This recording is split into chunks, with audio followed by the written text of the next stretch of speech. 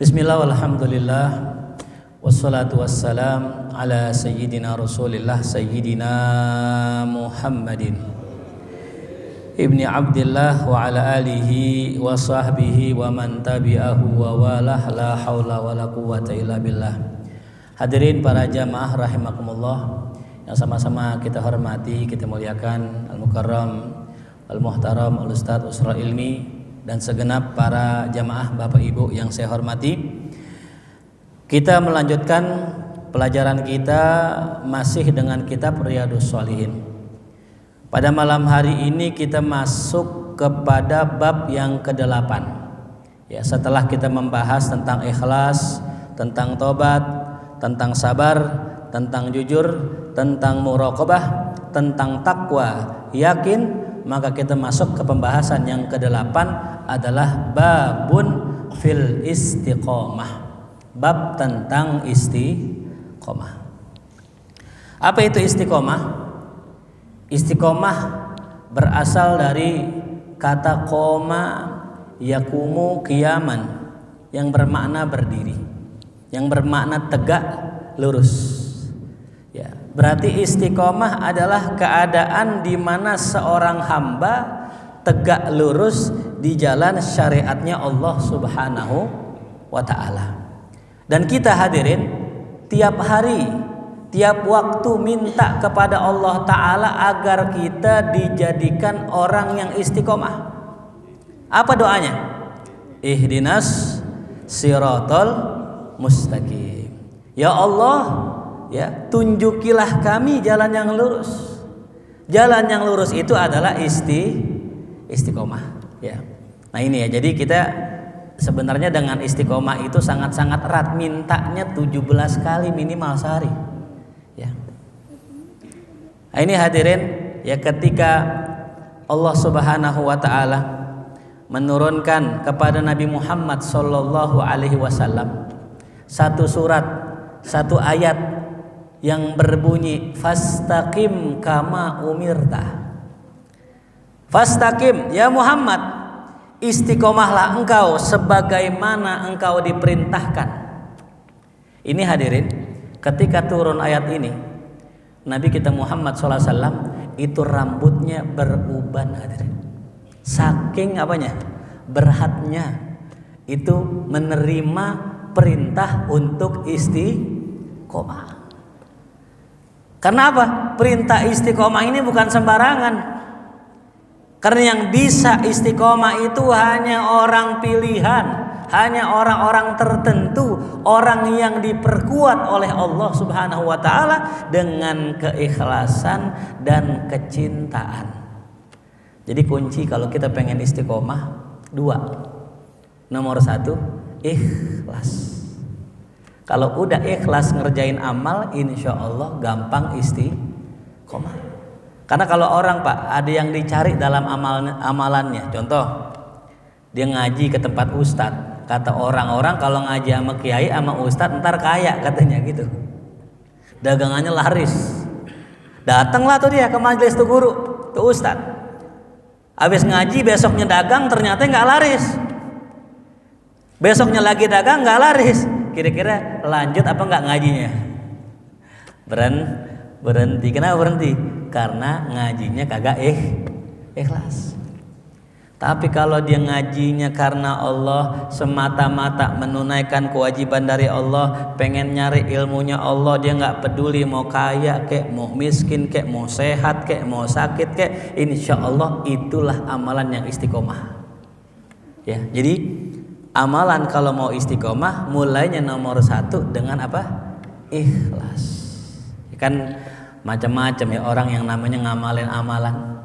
Kadang sholat duha pengen cepat kaya, kadang sholat tahajud pengen banyak harta, pengen naik jabat.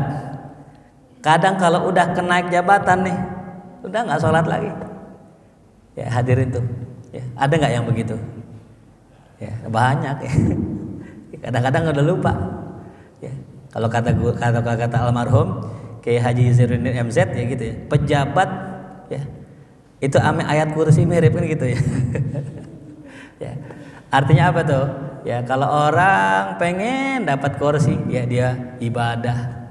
Ntar udah dapat kursi lupa ibadah. Yang kadang-kadang udah nyumbang karpet nggak jadi, nggak kepilih, diambil lagi karpetnya. Nauzubillah min zalik tuh ya. Yang kedua, apa modal kita biar jadi orang ikhlas? Setelah istiqomah setelah ikhlas adalah mahabbah.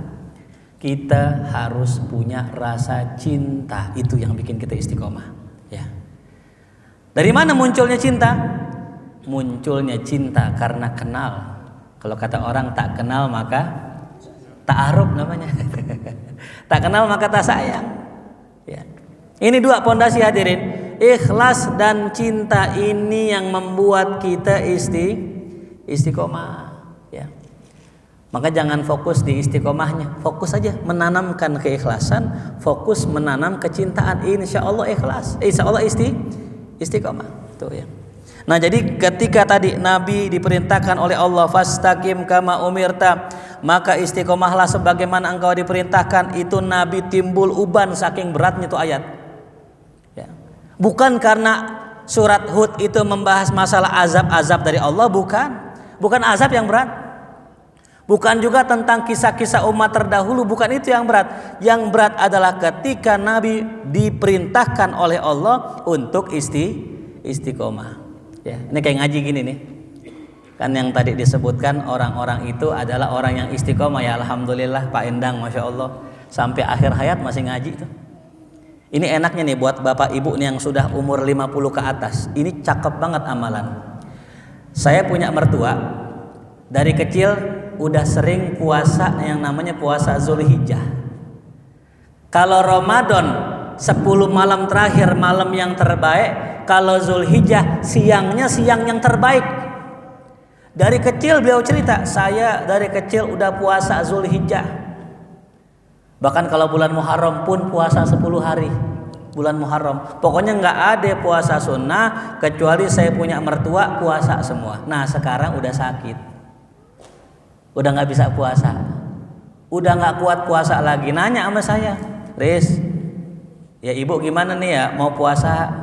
Biasanya puasa nggak puasa? Nah ini ajibnya ya. Saya bilang sama mertua saya, Bu, tahu nggak Bu? Orang kalau udah biasa puasa, apalagi dari kecil, itu pas mereka sudah tua, udah nggak bisa puasa. Ini luar biasanya Allah. Allah tetap catat ibu sebagai orang yang puasa, walaupun nggak puasa. Allahu Akbar. Walaupun nggak puasa, tetap dicatat. Kenapa? Karena tiap tahun nggak pernah tinggal tuh puasa sunnah. Bulan Muharram puasa, bulan Zulhijjah puasa. Karena biasa puasa, tahun ini sakit, dihitung puasa. Tahun depan masih sakit, belum baik tuh, dihitung puasa lagi sama Allah. Allahu Akbar, luar biasa. Betapa baiknya Allah. Bahkan bapak kalau misalnya seandainya dawam istiqomah sholat malam, tiap malam bangun, tiap malam qiyamul lail, tiap malam tahajud. Suatu hari kita stroke, naudzubillah, nggak bisa bangun malam, nggak bisa qiyamul lail. Tahu Pak apa yang Allah kerjain buat kita? Allah catat kita sebagai orang yang qiyamul lail tiap malam, padahal di kasur, padahal tidur. Kenapa? Karena sudah istiqomah tuh. Makanya enak bener tuh Pak ya. Ya Pak Eko ya, enak gak tuh? Kagak sholat malam, kagak qiyamul lail, tapi dicatat. Kenapa? Karena emang kemarin-kemarin sholat malam istiqomah. Maka di akhir hayatnya dia biasanya puasa, tercatat tetap puasa walaupun gak puasa. Dia tercatat sebagai orang yang qiyamul lail walaupun gak pernah qiyamul. Tercatat masih ngaji walaupun gak hadirin. Coba bayangin nih, ajib gak tuh? Masya Allah tuh ya. Jangankan orang yang sakit, kita nih biasa sholat malam, terus satu malam kita kesiangan, ketiduran, kebablasan, bangun subuh, itu malaikat catat pahalanya. Berkah apa? Makanya jangan remehkan nih amalan istiqomah ini. Kalau kita sudah istiqomah, maka kalau kita ninggalin sekalipun malaikat catat. Cuman saran kita kalau misalnya ninggalin satu kali, hadirin dikodok ya. Soalnya kenapa? Kalau udah ninggalin sekali, besok pengen 2 kali. Udah 2 kali pengen 3 kali. Udah mulai merasa nggak enak.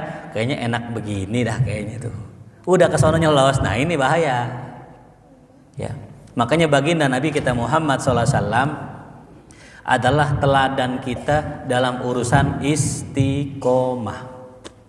Apa istiqomah Nabi? 1 diantaranya, Nabi istiqomah kagak pernah nyimpen duit. Gak pernah nyimpen duit. Gak pengen tuh Nabi di rumahnya nyimpen duit. Nih luar biasa baginda Rasul.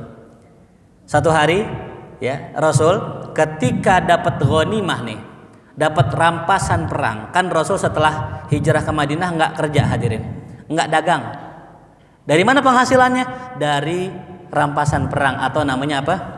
Ghanimah. Berapa bagiannya? 1/5. Banyak kan tuh? Banyak 1/5. Kalau dapat 1 miliar berapa? 150 juta. Itu Nabi bagiannya Nabi. Nah bagaimana Nabi caranya? Nabi setelah dapat tuh yang namanya ghanimah, Nabi bagi nafkah istrinya selama setahun. Ini boleh kita contoh nih.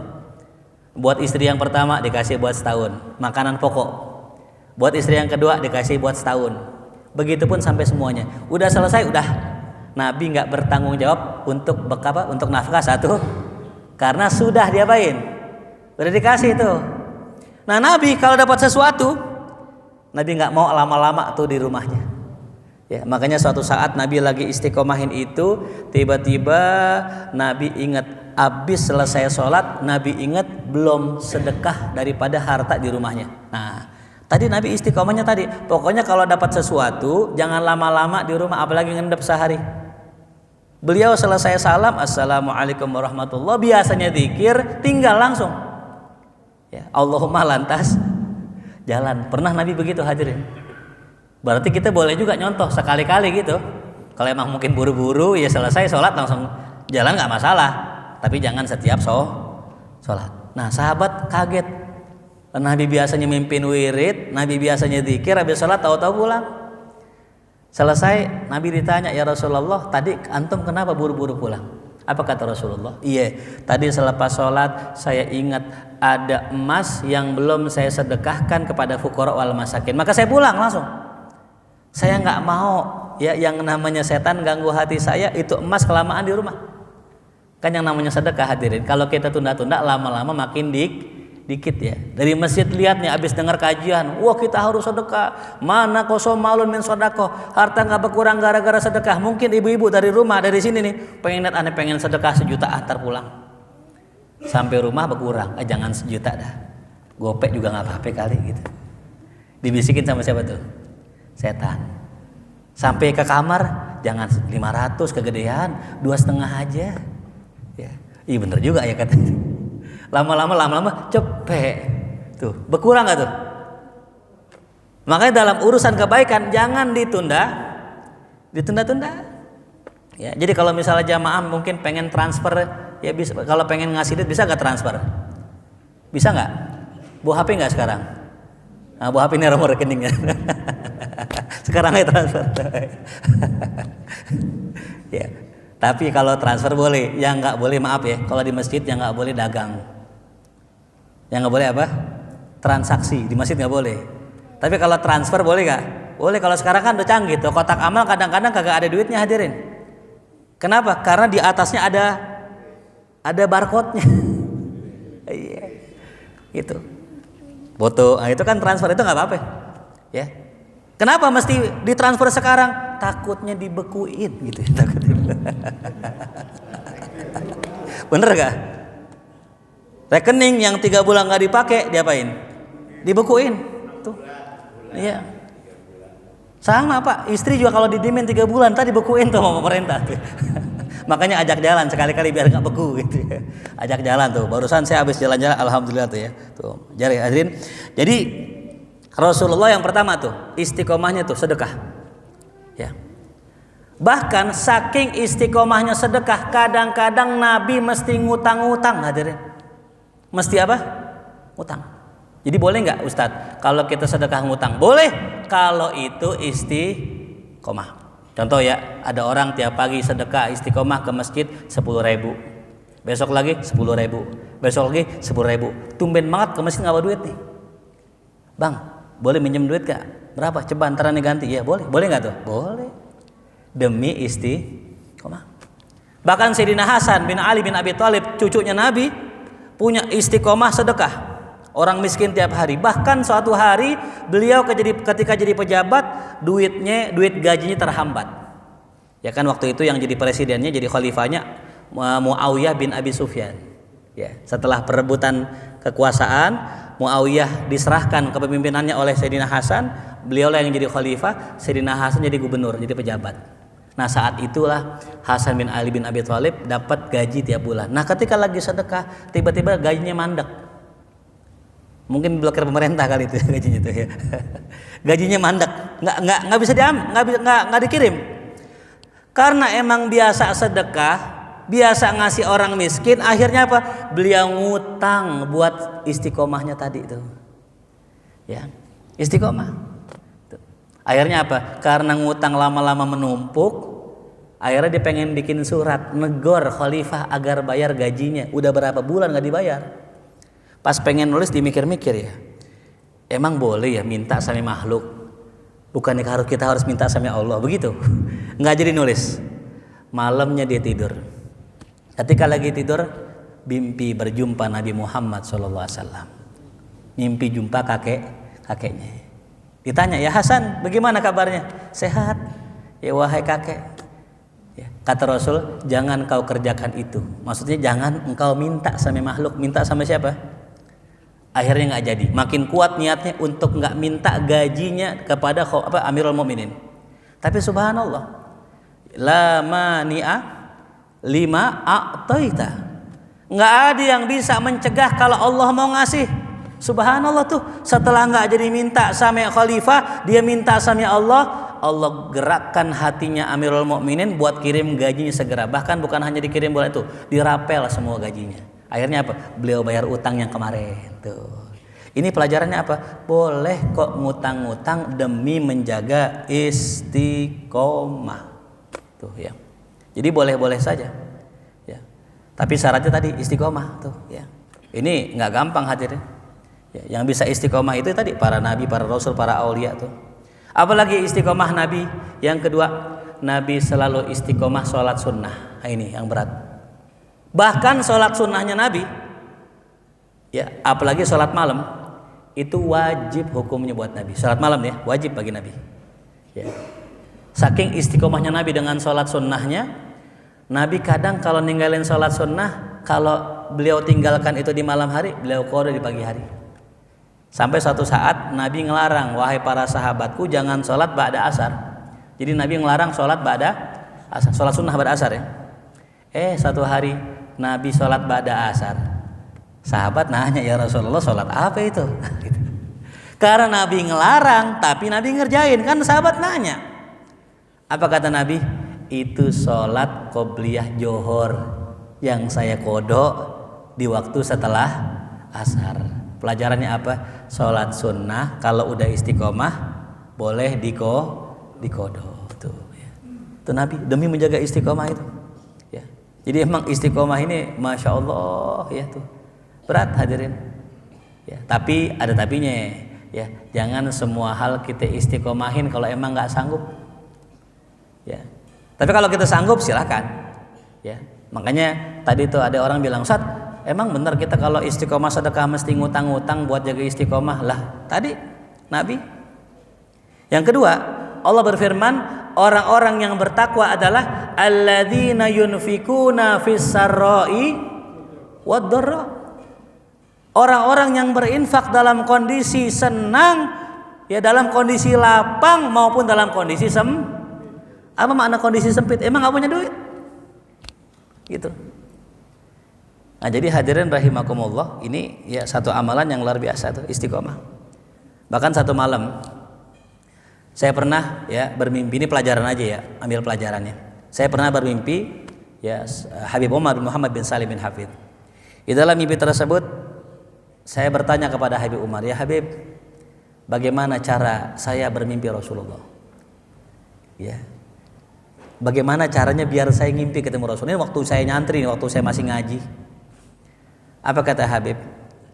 Ente baca doa, Ane aminkan doa ente. Apa doanya?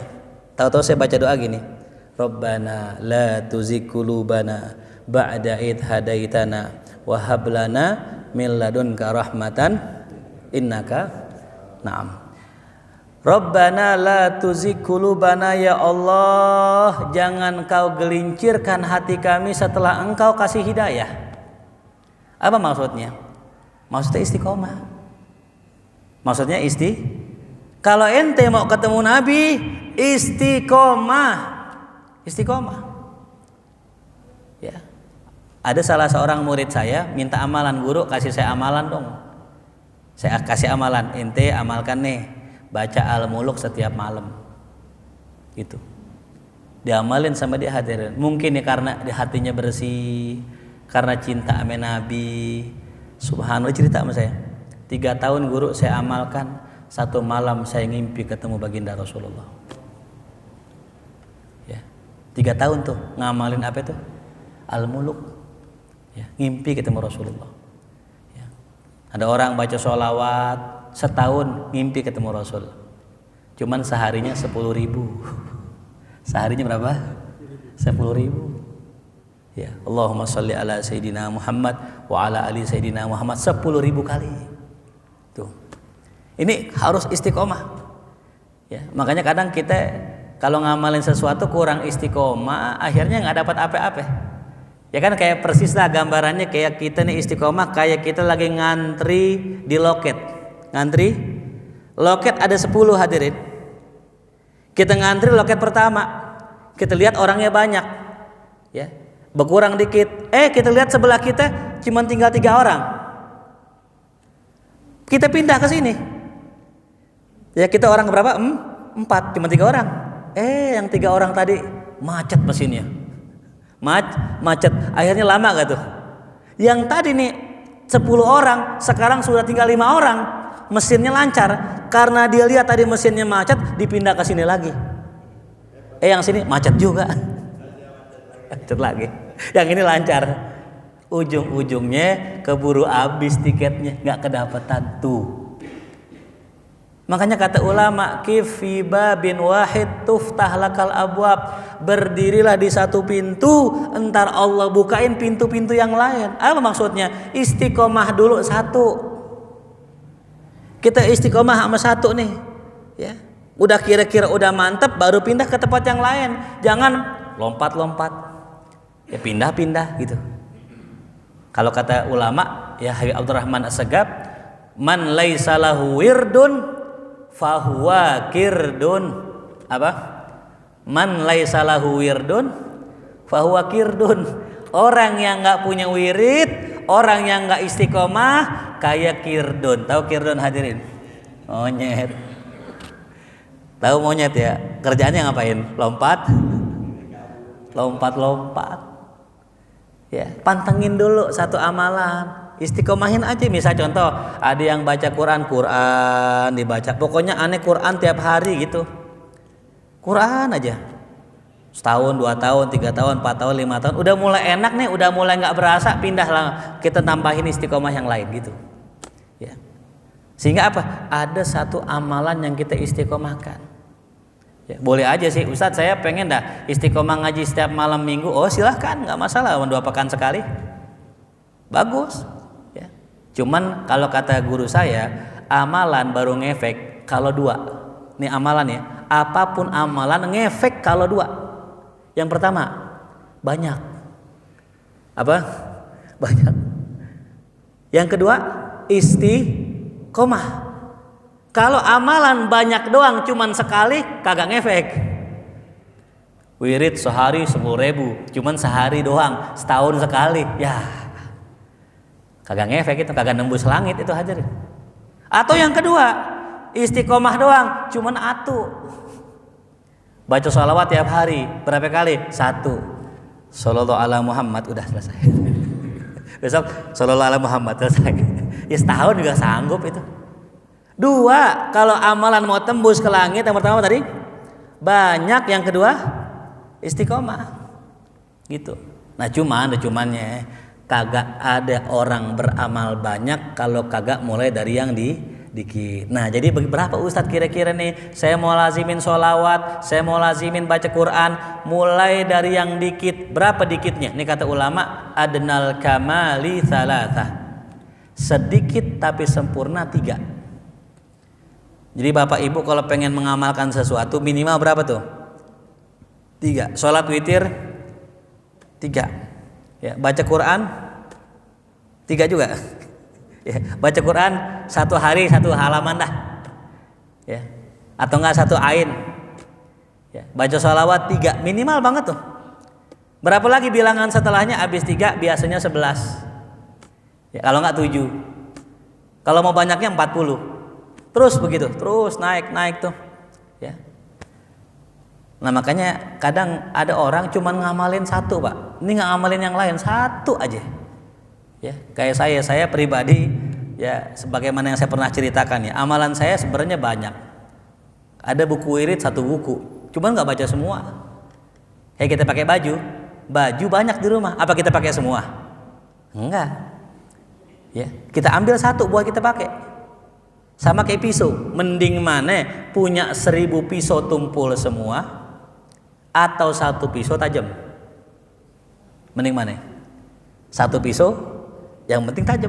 Nah sama dengan amalan, wirid apa yang kita pengen lazimin. Misalnya contoh Quran, yaudah Quran tiap hari baca.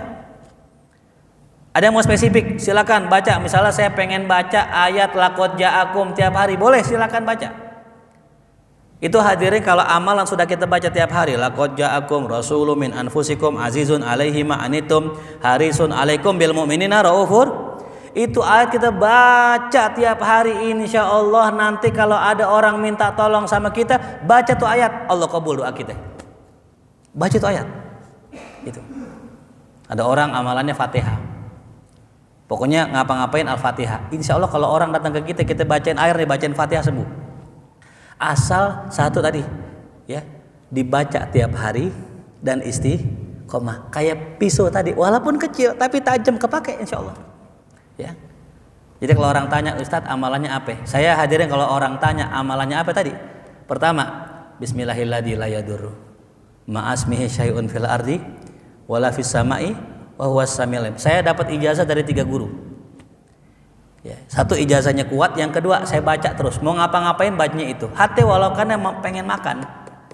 Ya. Kita khawatir nih makan bener apa enggak nih? Bismillahirrahmanirrahim la yadurru. Ya, apalagi yang punya asam urat kan gitu.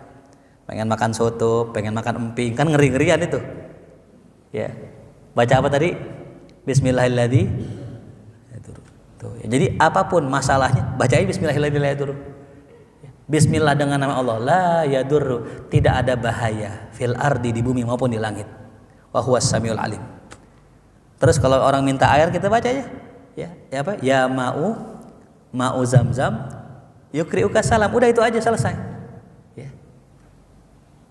Jadi kalau kita baca tiap hari, orang minta tolong kita baca itu aja kita baca. Ya. Jadi nggak usah panjang-panjang gitu, baca doa panjang Yasin 1 kali panjang banget. Saat minta air dong, dibaca Yasin. Ayo kita bareng-bareng baca Yasin kepanjangan. Ya. Pasien misalnya 10 orang gitu, Yasin 10 kali, bibir kita kebeler hadirin. Ya, coba kalau kita baca dikit, ya, jelas ya. Jadi pentingnya istiqomah. Tuh. Fastaqim kama umirt, gitu ya. Lalu kemudian Allah Taala berfirman, Innal ladzina qalu rabbuna Allah tsumma istaqamu tatanazzalu alaihimul malaikatu alla takhafu wa la tahzanu wa abshiru bil jannati allati kuntum tu'adun. Sesungguhnya orang yang berkata Rabbuna Allah, Tuhan kami Allah. Ini lafaz kalimat, ya, ikrar bil iman, pengakuan keimanan. Rabbuna Allah, Tuhan kami Allah. Summastaqamu, mereka istiqomah dengan ucapannya, enggak syirik, enggak melakukan bid'ah, enggak melakukan hal yang dilarang Allah. Maka apa balasannya? Tatanazzalu alaihimul malaikah, bukan tanzilu, harusnya tanzilu. Turun malaikat, enggak tatanazzalu. Apa maknanya? Yang turun banyak hadirin. Tatanazzal, turun begitu banyak malaikat. Ngapain malaikat? Ngasih kabar gembira, Allah takhafu, jangan kalian takut. Ya, wala tahzanu, jangan sedih. Wa absyiru bil jannah. Tuh. Kenapa? Karena kalian mendapatkan apa? Surga. Tuh. In kuntum tu'ad allati kuntum tu'adun, yang mana dulu kalian dijanjikan. Tuh. Nahnu auliyaukum fil hayatid dunya wa fil akhirah. Ini kata malaikat, tenang orang yang istiqomah, kami adalah penolong kalian dunia dan akhirat. Tuh. Bayangin, yang nolong malaikat, yang bantuin malaikat atas izin Allah. Lihat perang Badar, berapa orang yang perang? 313. Lawan berapa orang? 1000 orang. Yang dilawan orang Quraisy yang tiap saatnya berantem. Kemana-mana bawa pedang, kan lihat film Sayyidina Umar kan? Kemana-mana bawa apa tuh? Bawa golok, bawa pedang. Gitu. Kang berantem aja, senggol bacok ini. Lawannya orang Madinah ya, petani. Orang-orang kagak ngerti perang. Menang nggak? Kenapa menang? Nahnu auliyaukum fil hayatid dunya wa fil akhirah. Tuh, ya. Kami para malaikat dan Allah, tuh, ini dan Allah nih menjadi pelindung kalian. Udah, kalau ada Allah yang lindungin, khalas sudah. Kam min fi'atin qalilatin ghalabat fi'atan katsiratan biidznillah. Walakum fiha ma tashtahi anfusukum, dan kalian mendapatkan di dalam surga apa yang kalian inginkan. Walakum fiha ma tad'un, dan kalian mendapatkan apa yang kalian minta kepada Allah Subhanahu wa taala, nuzulan min ghafurir rahim. Itu ya. Dalam ayat yang lain pun sama, ya, innalladzina qalu rabbuna Allah tsumma istaqamu fala khaufun alaihim walahum yahzanun. Ini ungkapan hadirin, kalau ada ungkapan fala khaufun alaihim, tidak ada rasa takut dan juga tidak ada rasa sedih, itu kalimat buat para aulia, para orang soleh, ya. Jadi kalau orang sudah diangkat menjadi wali Allah, cirinya tadi nggak ada rasa takut, nggak ada rasa sedih, ya. Ini pernah kejadian, ada seorang wali di tengah gurun pasir. Kalau di sini mah, ya kalau di sini musuhnya begal, kalau di sono sama begal juga, cuman namanya kuati utorik. Yang kalau ngerampok berbondong-bondong banyak orang, kalau kita paling 2-3 orang. Di sono bisa puluhan orang. Ini wali tadi nggak ada siapa-siapa, di jalan di tengah padang pasir, dihadang oleh para perampok. Ya. Kemudian apa yang dikerjakan? Sebentar, kalau ente mau ngambil harta saya silahkan, tapi izinkan saya untuk sholat 2 rakaat. Orang soleh nih, ngapain sholat 2 rakaat? Aneh mau ngadu sama Allah, ya. Wasta'inu bisobri wassalah. Kemudian dia sholat, karena punya wudhu sholat ya, Allahu Akbar. Ingat nih, orang istiqomah, orang soleh, fala khaufun alaihim, jangan takut, jangan sedih. Lagi sholat selesai, pas sujud terakhir, Allah utus malaikat, itu perampok dimatiin semuanya. Pas bangun selesai salam, kaget, meninggal semua. Ya, itu ada malaikat yang Allah utus, ya, untuk apa? Menyelamatkan ini wali daripada perampok tadi. Tuh, subhanallah. Ya. La khauf alaihim, jangan takut, walahum yahzanun. Itu. Maka ciri aulia itu nggak takut. Mau entar 2030 katanya krisis, nggak takut. Ya, kita berapa kali krisis ini? Ya, dulu bensin, bapak-bapak lebih paham dah ya, 1 liter 1000 perak. Iya, sekarang berapa? 10.000, berapa persen naik itu? Masih hidup nggak? Hidup. Krisis 98, ya, kerusuhan di mana-mana. Ada orang ngambil TV di Ramayana Robinson itu. Pulang bawa TV, pulang bawa laserdisc. Ya. Habis semua tuh. Dolar naik, rupiah melemah. Wah, luar biasa. Dulu saya masih ingat, saya kalau diajak bapak saya ke Robinson, 100.000 dapat apaan aja. Sekarang ya Allah 100.000 beli bakso 3 biji. Betul nggak? Ya makan kita pakai lihat-lihat dulu nih 50, nasi goreng 50.000 itu nyangkut di leher aja. Minumannya apa? Minumannya Equil 30.000, 80.000 makan dirian. Lah, coba zaman dulu. Tapi pertanyaannya, walaupun krisis, hidup nggak kita? Hidup. Masih dapat rezeki nggak? Masih. La khauf alaihim, nggak ada rasa takut buat mereka. Kalaupun kalaupun negeri kita krisis, duit susah, insya Allah Allah akan berikan kemudahan buat kita semua tuh. Itu yang dikeyakinan mereka tuh. Itulah berkah istiqomah. Kemudian dalam hadis wa'an Abi Amr qila Abi Amrah Sufyan ibn Abdullah radhiyallahu anhu qala qultu ya Rasulullah kulli fil Islam qaulan la as'alu anhu ahadan ghairak. Ya Rasul, ajarkan kepada saya di dalam Islam satu ucapan yang aneh enggak bakal tanya lagi sama orang. Pegangan buat aneh ya Rasul. Apa pegangannya buat aneh? Kata Rasulullah, qul amantu billah summastaqim. Katakan ya fulan, aku beriman kepada Allah, kemudian istiqomahlah dengan kalimat itu. Ya, amantu billah. Aku beriman kepada Allah, kemudian istiqomahlah dengan perkataan itu. Ini susah loh hadirin. Ya, istiqomah itu kayak megang bara api hadirin. Apalagi di zaman sekarang. Kita lihat orang-orang yang tadinya mereka mengatakan yang hak, ketika terkena yang namanya hembusan dunia berubah. Betul gak? Ketika diangkat jabatannya berubah. Kita cerita sedikit lah ya. Ada dulu Kapolri dekat sama Habib Rizik, begini sama Habib Rizik. Dekat banget. Pas udah jadi Kapolri berubah nggak tuh? Berubah. Itu al-fulus tughayyirun nufus. Duit bisa ngerubah orang. Tuh. Makanya mesti kita hati-hati banget ini. Ya Allah, jangan sampai kita diuji nih sama yang namanya apa nih? Sama yang namanya fulus, ya. Tuh, bahaya. Kalau orang sudah kena fulus itu tughayyirun nufus, bisa berubah dirinya. Makanya istiqomah memegang kalimat amantu billah sampai meninggal itu berat. Nah, khatib sering berwasiat. Ya. Apa wasiat khatib? Wala tamutunna illa wa antum muslimun. Jangan kalian mati kecuali dalam kondisi Islam. Itu maksudnya gini, ente Islam istiqomah sampai meninggal itu berat tuh. Ya. Kita kan sering lihat di YouTube, di media, banyak tuh orang di tengah-tengah murtad, naudzubillah min dzalik. Ada yang murtad gara-gara pasangan.